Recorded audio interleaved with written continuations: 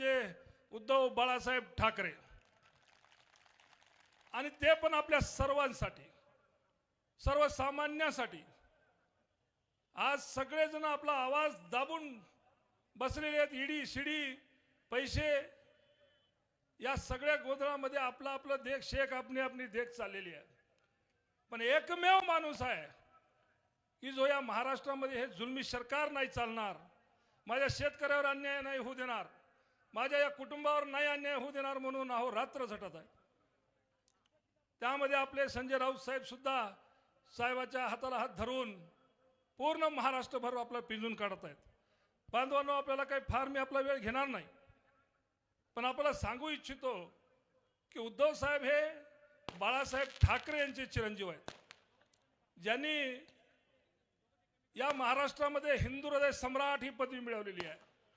आणि ती काही उगीच्या उगीच नाही मिळवलेली आहे। एका काळामध्ये शिवसेनेची स्थापना हे रंजले गांजले, हे गोरगरीब जनता, माय मावल्या याचं रक्षणासाठी ही सुरुवात केलेली एक संघटना होती, आणि याच्यावर अन्याय होऊ नये म्हणून हा एवढा प्रसार केला,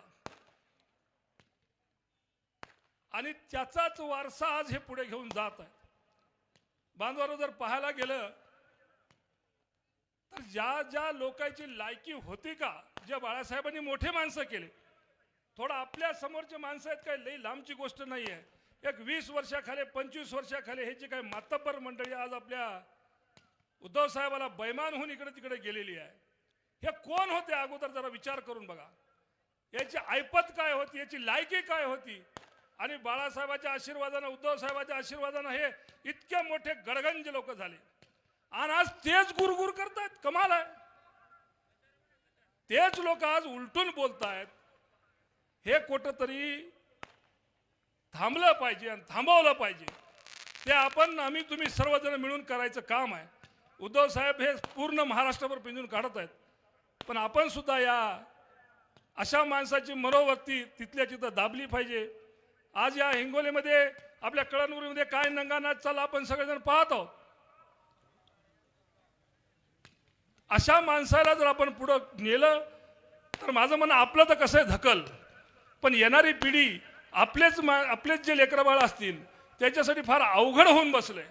हे असे जर हुकुमशाही जर निर्माण होऊ लागली, जर असे आपल्या शेतकऱ्याला जर न परवडणारी शेती, ही महागाई, ही बेरोजगारी, हे जर कुठंतरी संपवायची असेल, कुठंतरी आपल्याला याच्यावर आवाज उठवायचा असेल, तर ते राईट टाइम म्हणजे आता हे आपलं 2024चं इलेक्शन आहे, आणि त्याच्यामध्ये आपण जर हात नाही दाखवला तर आपले इतके दुर्दैव आपलंच असेल।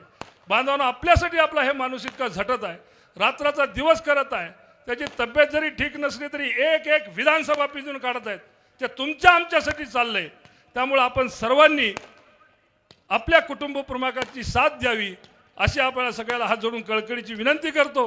आणि आज मी काय आपल्यामध्ये जास्त बोलणार नाही, पण आपल्या सगळ्यातर्फे माझे असं मत आहे की आपण उद्धव साहेबांना सांगितलं पाहिजे की हिंगोलीची सीट आपण काढणार का नाही, काढणार का नाही।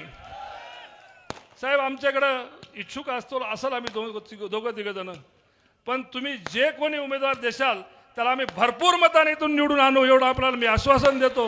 आपल्या सगळ्या मंडळीच्या तर्फे आपल्याला हे सांगतो आणि थांबतो। जय हिंद, जय महाराष्ट्र। खूप खूप धन्यवाद साहेब। यानंतर साहेबांचा यथोचित सन्मान तदोतच कळमनुरी विधानसभा मतदारसंघाचे माजी आमदार सन्माननीय डॉक्टर संतोषराव टारफे साहेब यांना विनंती आहे की अगदी थोडक्यात